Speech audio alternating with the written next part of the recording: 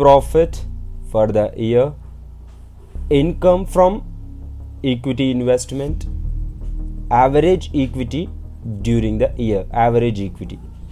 We are going to calculate return on equity, ROE, return on equity. Okay, return on equity is the percentage we are calculating on net worth. Okay, so the earnings after taxes divided by net worth, profit after tax divided by net worth. Net worth means net fixed assets plus net working capital minus net external liabilities, means long term liabilities, external liabilities which are given by, amount which is given, or funds which are given by the other parties for doing our business. So again I am telling you, ROE is equal to, return on equity is equal to profit divided by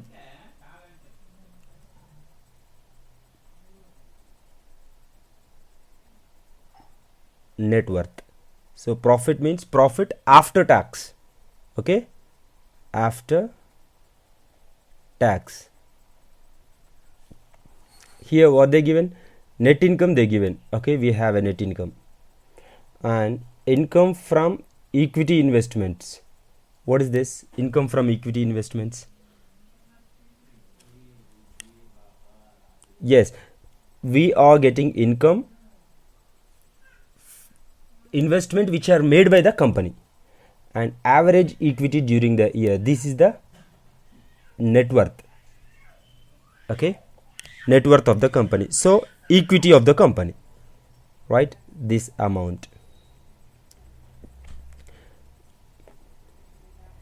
So if we do calculation, you will get something that is in terms of percentage. Okay, so return on equity is equal to net income divided by average equity, average equity. So 29,288 by 95,112 is equal to 30%. For calculation check, I am again opening the calculator for your understanding purpose. Okay, see these values. Net income I am taking, see, net income means profit after tax, 29,288 divided by 95,112. So that is 30.79. So I am taking 8. 30.8% is the our return on investment, sorry, return on equity. Okay, got it. So what is the reason and what is the significance of this ROE? ROE is a best indicator for calculating profitability of equity funds invested in the business. Profitability of equity funds invested in the business. So we invested this much of equity funds. So how much we are earning?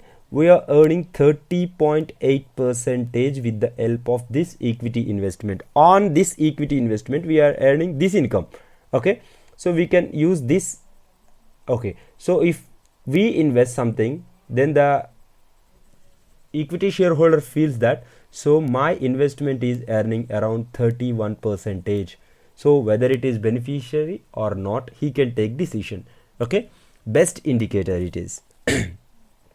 Next problem. This problem is on return on assets, ROA, return on assets. Okay, return on assets, again numerator is net profit after tax divided by average total assets. Again net profit divided by average assets, average total assets. average total assets invested in the business. Okay. Here in this question we have an average assets. Okay, average assets they given in the question. What about the net profit? Net profit they didn't given, but they given 24% of margin. So this 24 margin means margin on sales. What is our sales? This is our sales. So at the rate of 24% is our net profit. Okay, so our net profit is 554044 into 24 by 100. Our net profit is this value. Okay, 132,970. 132,971. Okay, is the net profit. And average assets already we have 518,216. Then if we do the calculations, average total assets. Okay, if we do the calculation, then the answer will be how much? Is equal to